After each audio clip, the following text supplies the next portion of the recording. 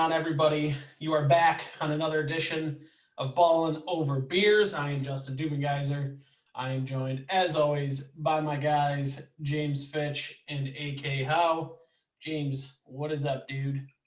Not too much, man. We are 1 week closer to all the fun off-season activities, the draft, and all of that good stuff.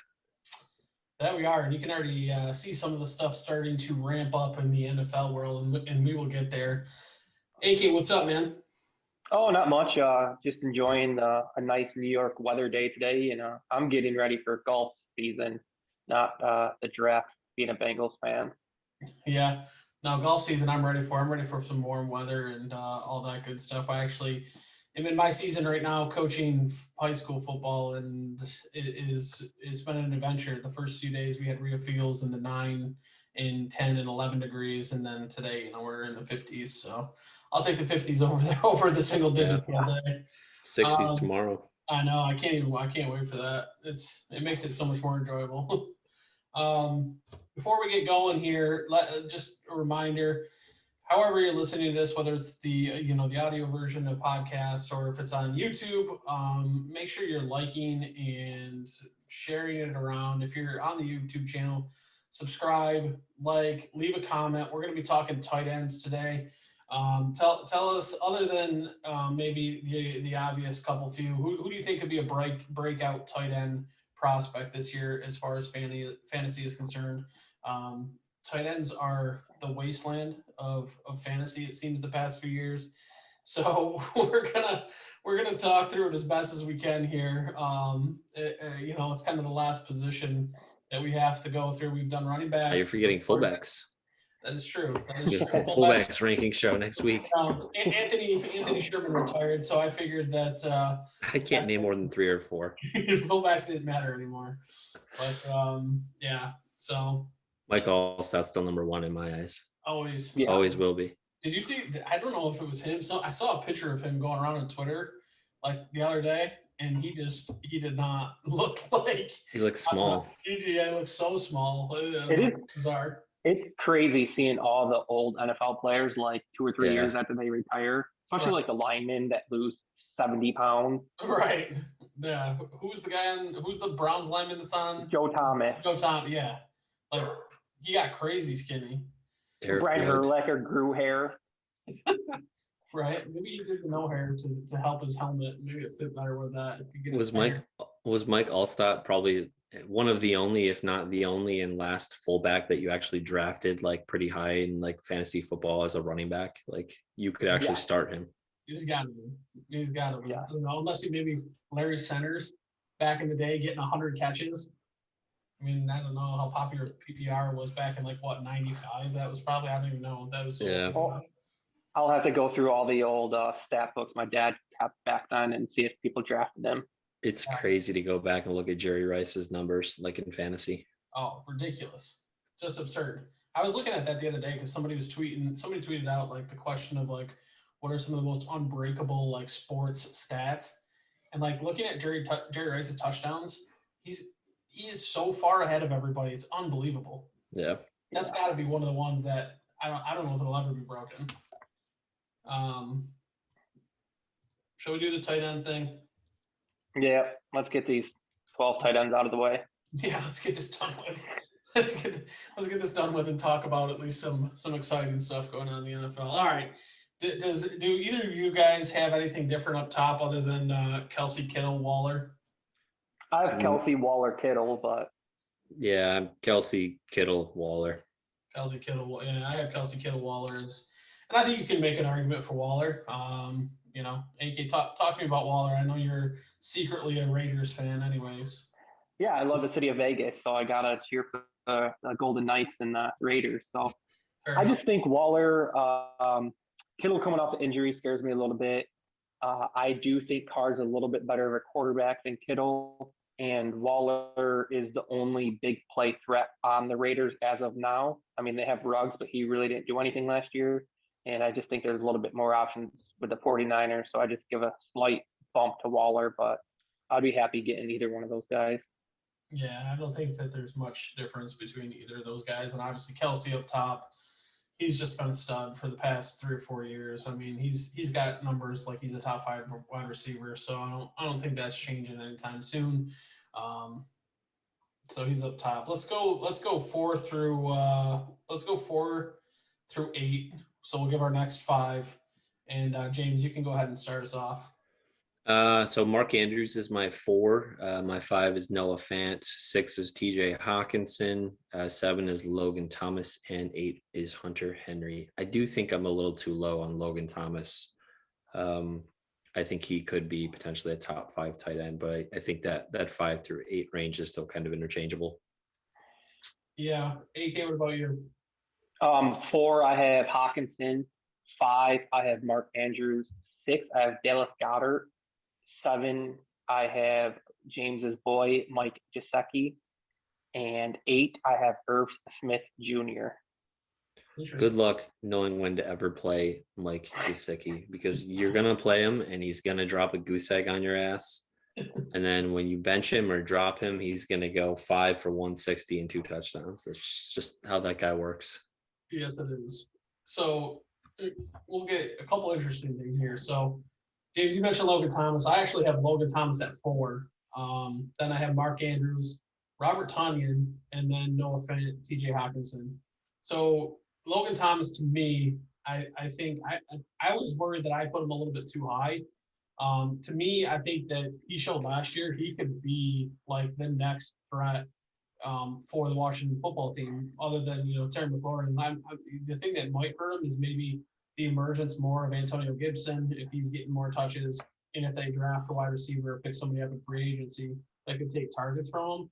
But I think that even it doesn't matter what quarterback is in there, especially if it's somebody new that can he's a huge athletic target. Like quarterbacks like those kind of guys. Makes their job much simpler. So I like Logan Thomas a lot. I think the upside is there.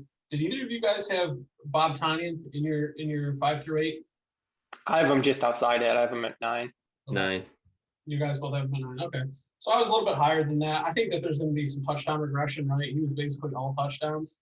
So I find that maybe I might be a little bit high on him. So I can see that. Aki, you had TJ Hawkinson super high, right?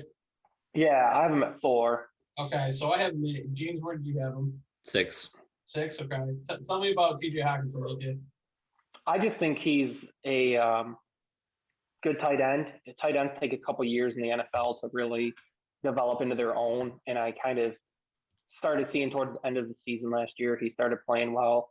Losing Stafford, I think, hurts him, but I think Goff is going to need some kind of targets, and right now I think who knows what's going to go on with Galladay, but he's their best offensive weapon. So I just have it 4, just by pure numbers. I think he's going to be getting in the targets. Yeah, you make a great point, AK. I think Galladay's gone, and I think Marvin Jones is gone too. So I think their best 2 wide receivers are going to be walking out the door. So where are those targets going? So I just think there's more target share for him. I'm sure they'll sign somebody or draft somebody coming in the door, but I think Goff won't have very many options this next season. So that's why I'm fairly high on him, despite losing Stafford. Yeah, that's what the thing that scared me off of him was the losing of Stafford. And that's actually I was wondering what to do with Tyler Higbee. I have him at 14 because of Stafford. And I think that in that offense he could be super effective. And you saw Stafford starting to get that rapport with TJ Hawkinson before he left. So I don't know. It's an interesting thought there of what Goff is going to be able to do with him. Obviously he's used to using some multiple tight end sets when, they had Higbee and they had Gerald Everett with the Rams. So it'll be interesting to see, like you said, too, how much of not having Galladay and not having a Marvin Jones on the outside that they both, they call for a lot of attention from the defense. So if it is just Hawkinson, is he gonna get more of the attention now, and how he would be able to handle that? Obviously, Ake, I think you made a good point too with tight ends. Is tight ends more than any position, it seems, on the offensive side of the ball, at least. It takes them a couple years, right? So Hawkinson was really highly drafted in for good reason. The dude's a super talent. He can block in. He's a great pass catcher. So those guys are pretty rare. So it'll be interesting. He should be in for a good year, a big year, but a lot of question marks, I think, with the Lions is the thing that kind of scared me and why I had him at 8. Still top 10, just because I think on talent alone he can get there. And the tight end position, like we have mentioned, is a wasteland, but definitely some question marks there. Yeah, I was gonna say 4 through whatever. James mentioned Gesicki being on and off every week. I think that's any tight end really outside of the top 4. You might get lucky and draft a consistent one, or you might be able to pick one up off the free agent wire. But really, to draft any tight end outside of the top 3 is kind of a roll of the dice, in my opinion. For sure. AK, where did you have Dallas Goedert? You had him up there too, right? Yeah, I have him at 6. I think Ertz is leaving the Eagles. You muted it. And there you go. Jalen Smith is going to need some kind of, check down target. And I feel Dallas Goedert could be it. Yeah. I think you said Jalen Smith. I think you meant Jalen Hurts, but yeah. Yeah, Jalen Hurts. I don't even know who Jalen Smith is. James, where did you have Goddard? 13.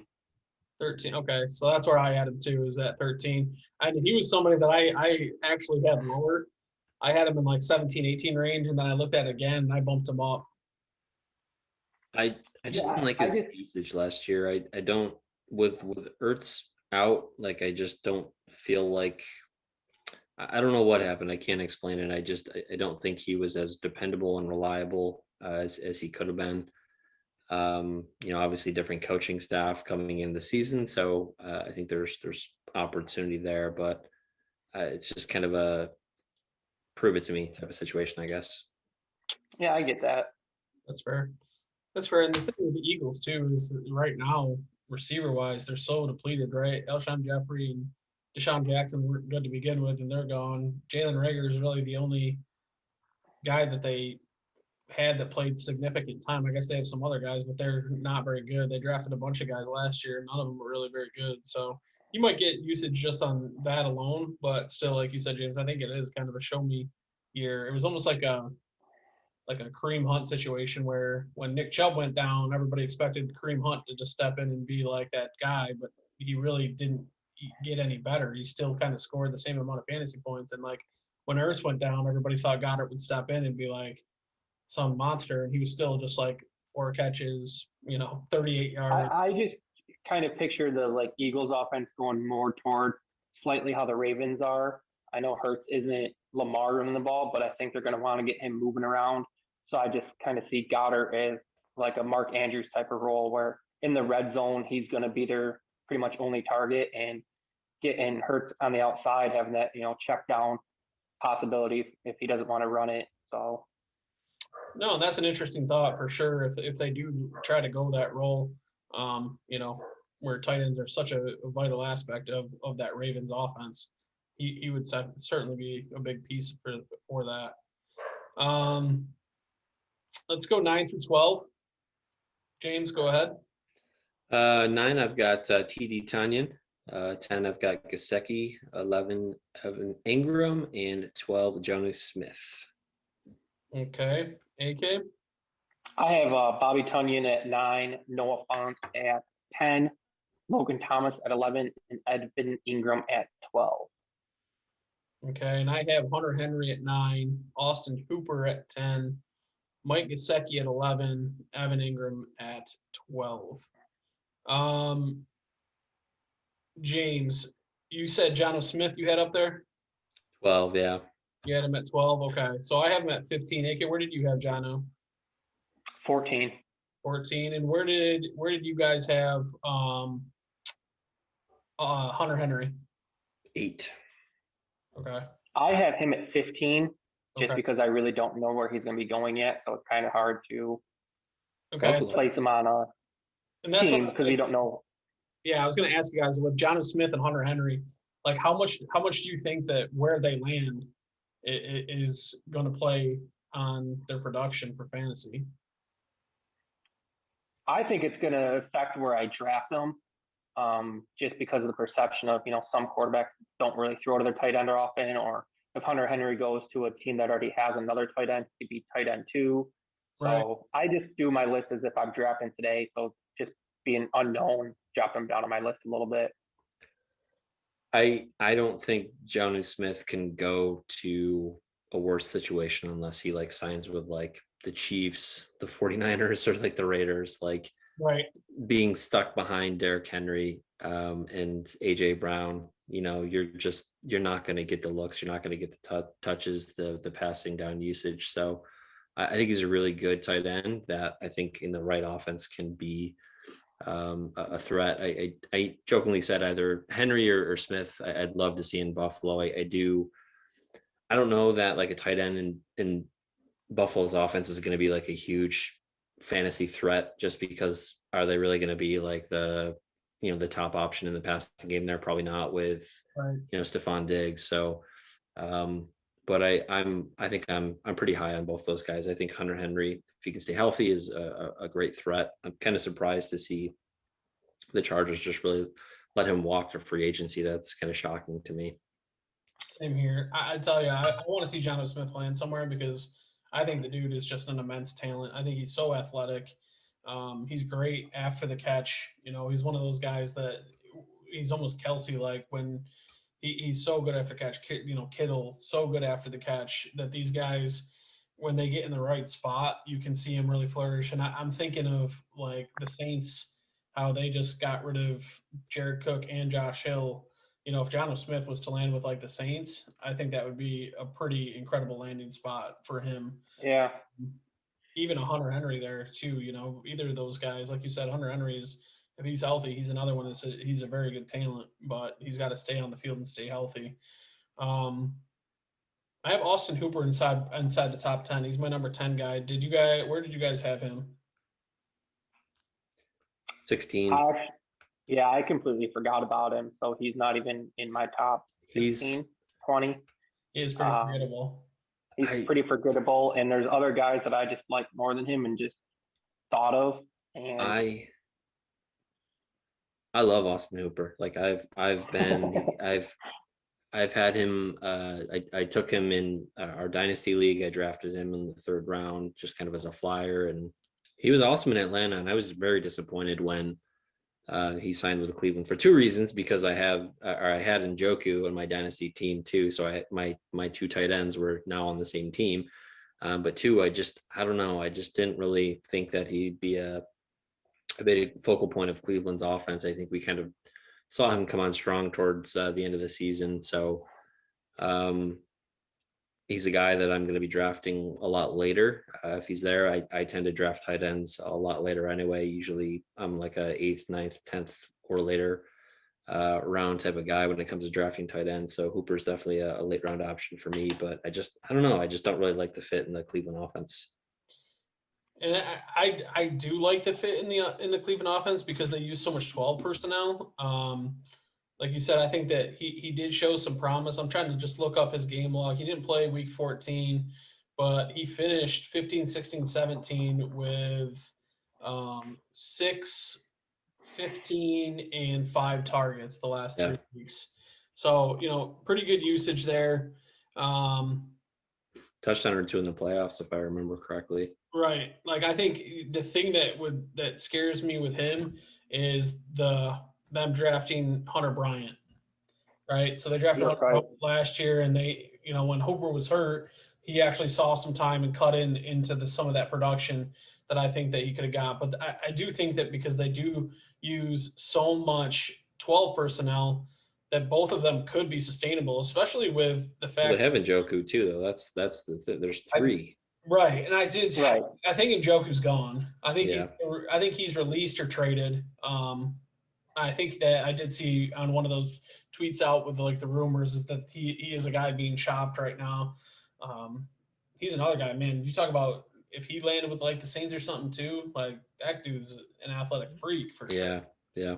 So I would be interested to see that there, but I think that if you do get somebody like Hooper, he's somebody that you probably could get later, right? You could probably wait for him, and he could have. Right. He's not going to blow you away with numbers, but you could draft him later, and he could be a solid guy, right? Is there any difference between like Austin Hooper, Gesicki, Evan Ingram? No, not much. No. Ingram, what do you think James, what do you think with Evan Ingram? Because he's somebody that I feel like every single year there's so much hype around him to like do something, and then he just doesn't do anything. I don't think they use him right. I'd have to go back and look who it was to give proper credit, but it was somebody on Twitter had pointed out like they literally have him run like 4-yard outs. Like, what are we doing? Like that he's when you talk about Njoku being like an athletic freak, I think Evan Ingram is too. Yeah. And I just don't think they used him properly. They didn't last season. It was a down season. I can't remember if he was injured. I think he missed some games, but he has all the talent in the world, and I just don't think he's used properly. Question for yeah, you guys. Rob Gronkowski, what do you have him ranked? Because he came on very strong in the second half last year. How he was saying he wasn't, he didn't really train in the off season. So it's kind of hard to say he was in football shape the first 8 weeks. But I mean, second half of the season in the playoffs, he was a beast. I have him at 20th. Me too, 20. I have him at 20th, and the only reason I have him at 20th is because they just didn't even throw him the ball during the regular season. Like half the time he was just they're basically using him as an extra tackle, and he was just blocking. Right. So I think in that offense, and I think, we'll talk a little bit here more, is just Godwin just got franchise tagged, I'm pretty sure. So, like, if they have Godwin and Evans back, like, in and O.J. Howard. Yeah, O.J. Howard's coming back. I think Cameron Brate's a free agent. I could see him leaving. So Brate was kind of the bigger, with Howard injured, Brate was I think it was like the playoff game against the Redskins where he had like an unbelievable game, and Gronk put up a goose egg for all of us that played him in DFS. It was very frustrating. Yeah. So I was one of those people. I played him in I was one of those people. Like, me too. Brutal. It's brutal. But anything else tight end wise? Do you got any sleepers or anybody that you want to talk about? And then we'll kind of shift gears and talk some free agency stuff.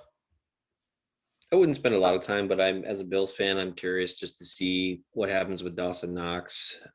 He's entering, I think, his third season. That's typically, I think, the breakout year for tight ends, that second or third season. We know he has had his issues with drops, but as a Bills fan, I don't know. I'd like to see if they're going to give him another chance. I expect them to sign or draft somebody on the offense there at the tight end position, but curious to see just kind of how his next season plays out. I was just going to add in, don't overdraft Kyle Pitts. We've talked about it kind of already.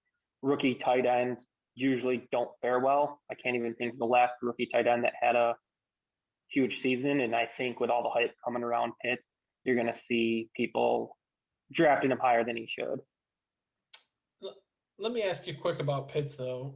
And he seems like he is not your typical tight end. He is more of the Travis Kelce tight end, where he's going to be detached a lot off of, singled up on the solo side, detached from the tackle, and getting one-on-ones. Do you think that in almost more of like a wide receiver-ish type role, he could flourish? I mean, I guess it depends on where he's drafted and who he has, but like, to me, it seems so different than your typical tight end that's come out in the past few years.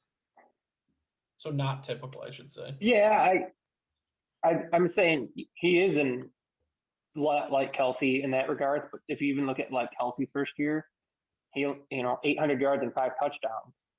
So it's pretty solid. I'm just saying, no, it's pretty solid. I just think that people are going to draft him as like the 4th or 5th tight end off their hype, and I think you're overpaying for that and drafting him a couple rounds earlier than you should, where you can get pretty much equal value drafting, someone like Robert Tonyan three rounds later. He's probably going to go to the Browns. Yeah, Browns, 18 tight ends.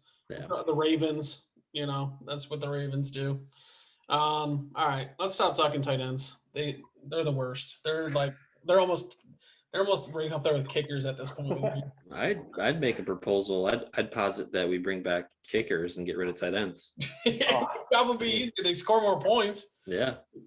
Score more points than those guys. All right, let's talk about some news around the NFL. The first thing I want to bring up and get your guys' opinion. I recorded my podcast last night for Arrowhead Live, and we talked about this a little bit at the end too, so I want to get your guys' take, is Russell Wilson in Seattle situation.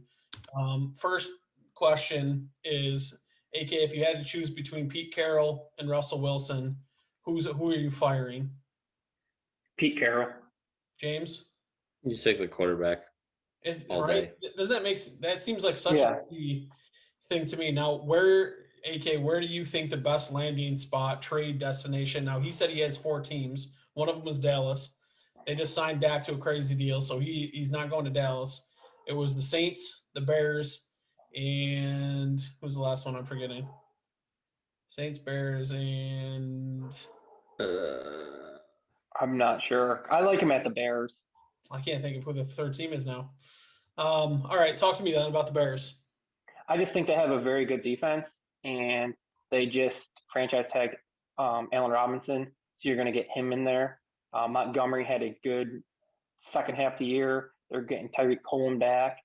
I just think that of all the other places, realistically, that he can go, I think he would fit in well with the Bears. And with that defense, he wouldn't be needing to throw the ball, like he was with Seattle the last couple of years. Raiders, that's it. Raiders. The Raiders. So the thing with the Bears, I saw somebody, and again, I wish I could remember who said it, but they would have to get rid of Khalil Mack and Akeem Hicks to be able to get Russell Wilson, to be able to fit him. Yeah. Yeah, then I don't like that. I mean, that's the hard part is, you're projecting him going to a team, but what's that team have to give up to get him? I mean, if he goes to the Raiders are going to have to give up a bunch of, future picks. And so it's just tough. But I still like him on the Bears offense with Allen Robinson, especially I'm an Allen Robinson guy, and I would like to see him get a good quarterback for the first time in his career. Yeah, I hear that. I wanted him to go to Kansas City, and then he just got tagged, but so that dream's over. I don't know who my next guy is. Maybe Kenny Galladay to the Chiefs. That would be sick. Keep dreaming. I know. James, where do you think would be the best landing spot for him of those 3 teams? I like AK's point about the defense, but the Saints, they've got a great offense. I think he'd just fit right in. Like, can you imagine him on the Saints with Michael Thomas and Kamara, and like that offense would put up so many points. That would be nasty. How are the Saints going to be able to afford him though? Because they have going to have a Justin didn't ask me how he didn't ask for that stuff. I'm just saying their cap hit with Breeze is huge this year. I don't think he's going anywhere. And Wilson. I don't think he's going anywhere. I think he's going to be on Seattle. Like I said with Watson, like it's too much. It's going to be too difficult. Like it's not happening. To me, if I'm the Bears and I'm Matt Nagy, who's been on the hot seat, and you have Mitchell Trubisky there, I am moving heaven and earth to get Russell Wilson on my football team. I don't care if that means Khalil Mack is getting traded. I don't care if that means Akeem Hicks is getting traded. To me, you should be able to get even, so DeForest Buckner got the 13th overall pick. Akeem Hicks is better than DeForest Buckner, in my opinion. Like, if you could get a first-round pick for Akeem Hicks, and then you package a Khalil Mack and a first-round pick and whatever else to get Russell Wilson, send him to Seattle. You know how much Pete Carroll loves defensive guys. Send Khalil Mack and a first-round pick, that first-round pick that you trade for, and go get Russell Wilson. Like, to me, that's a no-brainer for Matt Nagy. Like, if I was him, I would be in the GM's office every single day saying, hey, where are we on the trade for Russell Wilson? Because, like, to me, it makes no sense. And I think, honestly, franchise tagging Allen Robinson is like the first move to getting to do that. You say, hey, look, we're being serious here. We want to keep Allen Robinson here as a weapon for you. So that's what I would do. I to your point, though, you are right, James. I think that if somehow the Saints could pull it off where they traded for Russell Wilson, like, I can't imagine what he would be able to do in an offense run by Sean Payton. My only issue with the Saints is he'd have to compete against Taysom Hill, and I don't know if he can beat him out. What is he trying to play tight end? I'm not even acknowledging that. Is he trying to play tight end? I don't know. He might be a little short for tight end. This would require Wilson having to say yes to this team, but I keep saying or thinking that a Deshaun Watson for Russell Wilson trade straight up would be so fun. Let's tired of hearing about these quarterbacks complaining about their situations. Let's just trade them straight up. Screw it. It is funny though, like you said, James. Nothing's like neither of these guys are probably going anywhere. Like it is It's pretty. the NFL just putting media out there just so we're talking about the NFL. Well, yeah. When was there a big trade that just made you say, "Wow"? Like, is there anything you can think of in recent years that was just like Khalil Mack? Yeah, That's probably the bigger one that I could think of off the top of my head as of recent. the LaShawn McCoy for Kiko Alonso was kind of like out of nowhere. Like, what? Yeah, that was out of nowhere. What the heck was that? The NFL doesn't have big trades that often, though. Especially for franchise quarterbacks of this Right. caliber, guys that are still, young and have a lot of career left. Like, and let me ask you this now. So, talking about Deshaun Watson on that stretch, did you see that the Texans came out and said that they would be willing to let him sit the entire year? Like, is that the dumbest move that you could possibly make as a franchise? Yes. Well, if he sits the entire year, that doesn't count against his contract with you guys. So he's still under contract with them next year for the same amount of time. Yeah. So unless, it's the Texans basically saying you're playing for us or you're retiring because we held your contract. But for him, all he would have to do is come back by week 10 and accrue a season. That's true. I mean, but still, to me, to let like a guy like that do that, like, dude, trade him for as much as you like. Put out there the asking price is like 6 first rounders and your best offensive player or something, and see what somebody comes back with. Go see some of these teams that need quarterbacks and see what the Raiders are. You telling me John Gruden, Mike Mayock wouldn't go out there and go like, hey, yeah, let's give him Derek Carr and whoever else, He might. But who knows what also the Texans have received in offers for him too. Maybe they're only getting a single first round pick. If you're the GM for the Texans and your best offer is 1 first rounder for Watson, are you going to trade Watson away for a single first rounder? Yeah. Or you would? I'm not going to let him sit there and like he doesn't want to be in Houston. Like, what are you going to do? Just let him continually sit until week 10 and still pay him, and then next year have to go through the whole same thing again? I don't know. Like, to me, I'm like I said, I'm actively shopping. I'm trying to get as much as I possibly can for him. Like, I know they're just leveraging in the media saying, "Hey, we'll let him sit." Whatever. We're prepared to do that. But what kind of message does that also send to the rest of the team? We're not really here to win, guys. We're going to let our franchise guy sit until week 10. Sorry about your guys' luck. AJ McCarron, buddy. High fives and butt slaps, buddy. You're in. I don't know. What else? James, Dak Prescott. Was he worth the money? I feel like they screwed that whole situation up. I feel like they probably could have gotten him on a better deal than what they paid. But if he's your guy, lock him up. I mean, it's like we were just kind of talking about, like teams are thirsty for quarterbacks. It's hard to find them. And I like Dak. I'm maybe higher on him than most. He had a great start to last season with the unfortunate injury. I think this deal is probably going to strap them going forward a little bit, but that with the Zeke contract, which is horrible.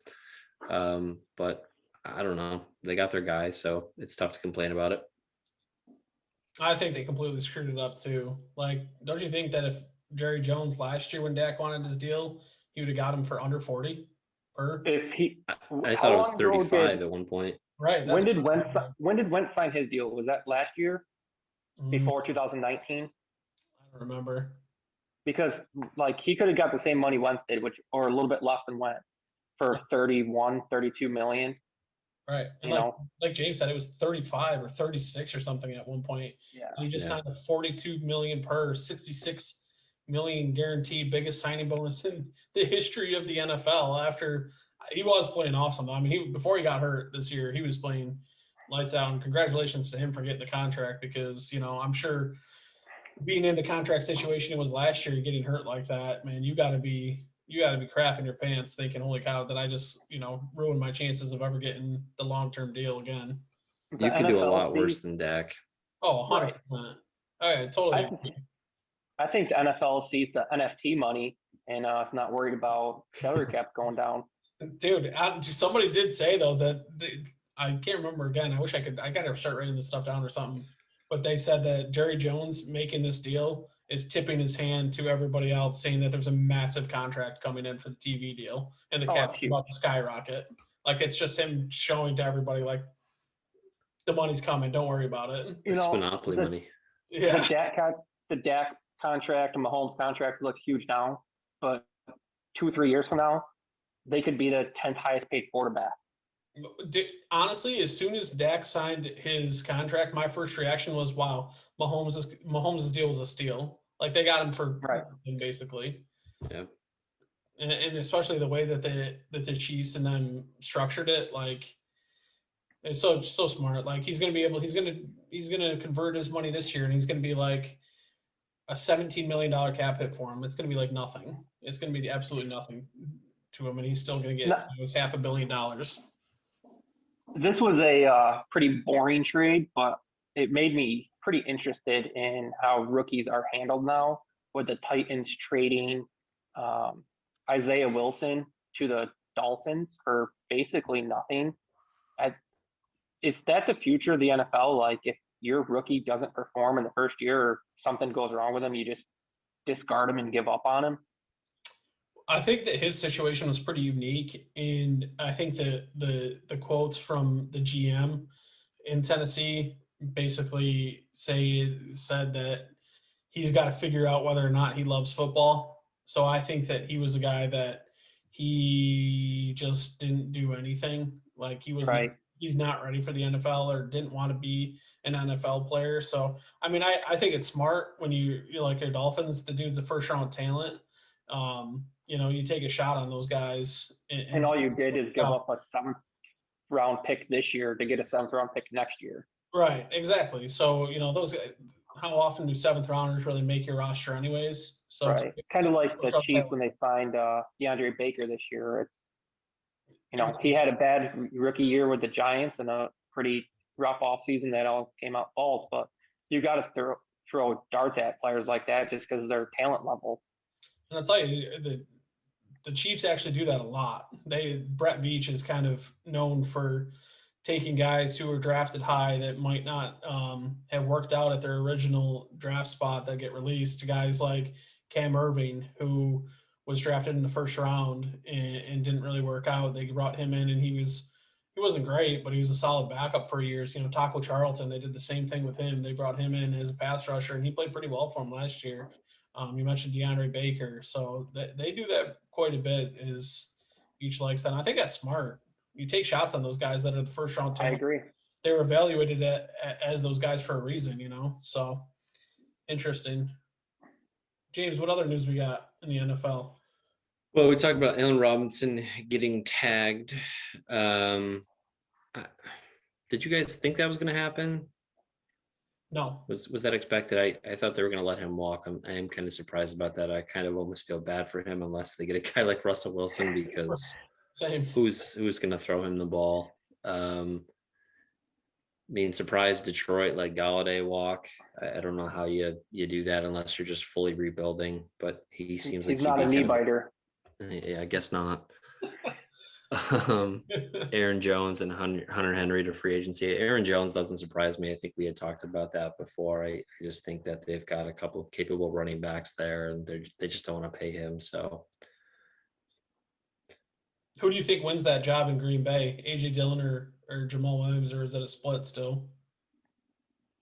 I think it's like a 60-40 split, 70-30 split. I don't know if AJ Dillon's really a third down back, but the games he played last year, I mean, he looked like a monster, and you get him around the goal line. I don't see Jamal Williams playing in the red zone. Yeah. I hear you. What do you think Kenny Galladay's best landing spot would be, James? I'm seeing Miami is interested. I think that'd be a good spot for him. Trying to think of some other wide receiver needy teams. Patriots. We don't really know who's going to throw him the ball, right. So I don't know. Well, Patriots just traded for Trent Brown now too, right? Yeah. For like nothing. Yeah. Now, is it shocking that Watson or Wilson don't want to go to the Patriots, like on one of the teams that they would go to? I don't think so, because they probably watched Brady not get surrounded with a ton of talent all of his years. Right.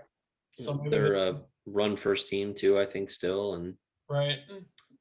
Well, that's one of Wilson's arguments, isn't it? The reason he doesn't kind of want to be in Seattle, he thinks he's a top 5 guy and wants to throw the ball more, and Seattle just kind of says, hey, we kind of let you do that, and it didn't really work out for us last year, so we want to run the ball more. I mean, it was working. It was, especially, yeah. They're letting Chris Carson walk too, so I don't know who they plan on really giving the bulk of the carries to. It's kind of interesting that they would come out and say that they want to run the ball more and then let their top back go. Right. Good spot for Aaron Jones to go. What if the Patriots sign Chris Carson and they sign Kenny Galladay and they trade for Jimmy Garoppolo? Huh? Bill Belichick? Yeah. I'm a Bill guy. I did see the rumors that Patriots' alleged plan at quarterback was trying to trade back for Jimmy Garoppolo. I don't really love him, but what would the 49ers as a Bills fan, I would not be afraid of that. No, I wouldn't be either. I like Garoppolo. I think he's okay, but he's like, I don't know. Is he better than Kirk Cousins, you think? No. I don't think so either. I think they're the same. I think Kirk Cousins is kind of underrated, but then again, I think it's fantasy-wise, not winning-wise. So,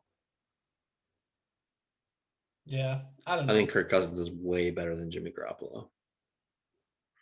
But Jimmy Garoppolo dates porn stars, so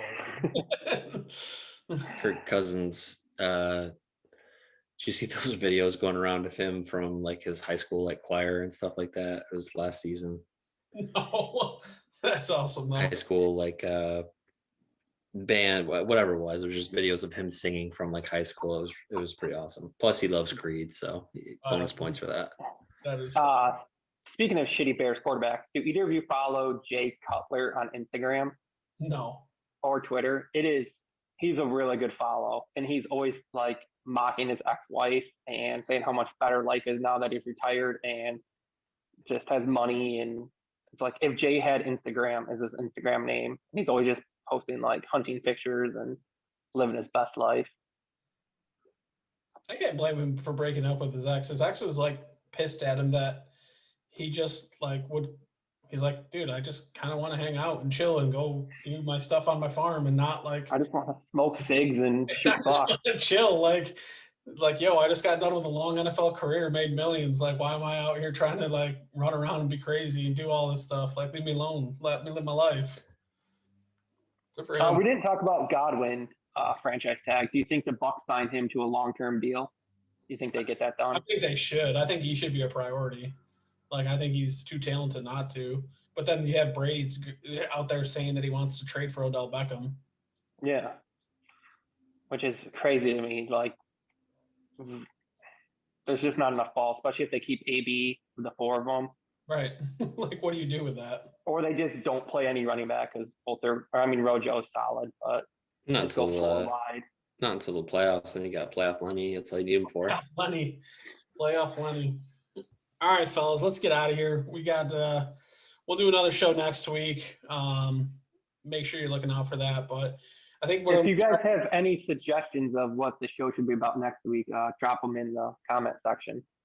Yeah, absolutely. Obviously, stuff will be ramping up with the free agency and stuff too. So we'll have that and whatnot to talk about. But like I mentioned before, make sure you're checking us out on YouTube. If you're on there, like and subscribe, comment.